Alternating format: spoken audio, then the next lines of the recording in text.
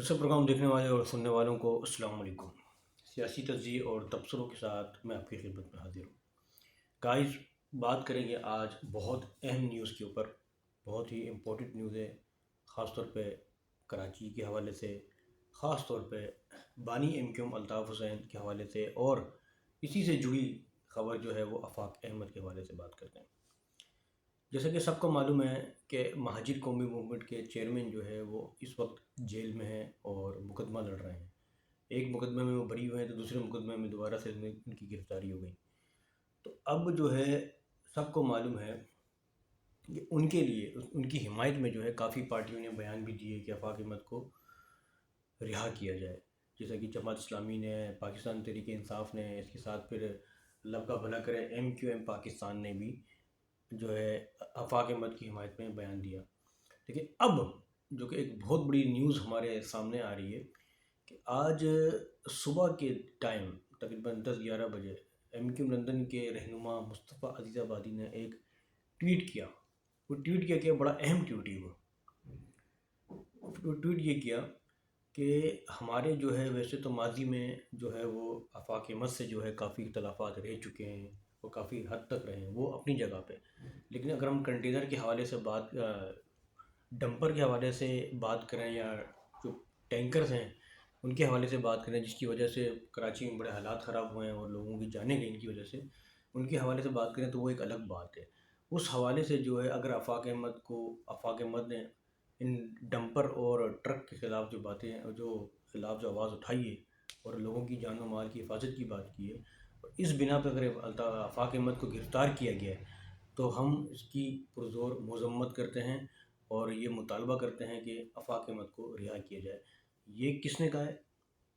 یہ کہا ہے بانی M Q M Altaf Hussain صاحب نے۔ انہوں نے کہا ہے کہ آفاق احمد کو رہا کیا جائے، اور یہ ٹویٹ کس نے کیا؟ یہ ٹویٹ کیا مصطفیٰ عزیز آبادی نے، جو ایم کیو ایم لندن کے رہنما ہیں، بڑے خاص رہنما ہیں۔ اب چلتے ہیں گائز تھوڑا سا ماضی کی جانب۔ آپ کو سب کو معلوم ہے کہ آفاق احمد صاحب کے اختلافات جو ہیں وہ ماضی میں بانی M Q M Altaf Hussain سے کافی حد تک رہ چکے ہیں، ایم کیو ایم سے رہ چکے ہیں۔ جب 1985 یا 19 میں تو اس وقت پیدا نہیں ہوا تھا، 1988 کی بات ہے یہ کہ یہ پہلی پارٹی ایک ہی تھی ایم کیو ایم۔ اس کے بعد پھر مصطفیٰ عزیز ایم کیو ایم لندن کے عظیم طارق صاحب نے ایک کانفرنس کی اور یہ اعلان کیا کہ آفاق احمد کو ہم الگ کر رہے ہیں اپنے پارٹی سے۔ اس کے بعد پھر آفاق احمد صاحب جو ہے وہ کراچی پاکستانی کے روپوش ہو گئے تھے کافی عرصے تک۔ اس کے بعد 1990 میں 1990 میں دوبارہ آئے، پھر تھوڑے بہت حالات ایسے ہوئے تو پھر دوبارہ سے وہ غائب ہو گئے تھے۔ پھر 91 یا 92 میں جو میں نے جو مطالعہ کیا، آفاق احمد صاحب دوبارہ آئے تھے، انہوں نے جو ہے پھر وہ یہ پارٹی بھی دوبارہ سے قائم رکھی کہ مہاجر قومی موومنٹ ہی رہے گی۔ تو اس وقت سے لے کے اب تک، یعنی کہ اب جو چل رہا ہے 2024 تک، ان کے آپس میں کافی اختلافات تھے۔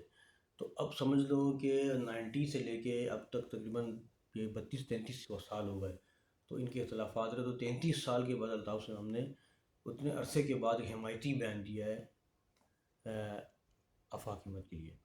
تو دیکھا جائے تو یہ سندھ کی سیاست میں ایک بہت بڑا دھچکا ہے، اور کراچی کی سیاست میں ایک بہت بڑا دھچکا ہے دیکھا جائے تو، جو کہ الطاف حسین صاحب نے آفاق احمد کی حمایت کر دی۔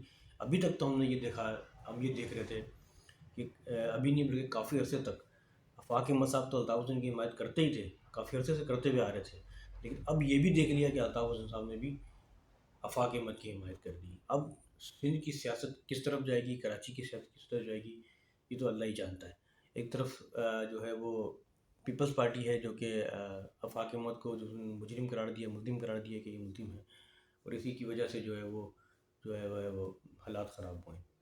تو گائز یہ بڑی اہم اور امپورٹنٹ نیوز تھی جو میں نے اب تک پہنچائی ہے کہ بانی M Q M Altaf Hussain صاحب نے آفاق احمد کی حمایت کر دی، اور ایک کافی عرصے سالوں تک کے بعد اب جو ہے نا حمایت کی گئی۔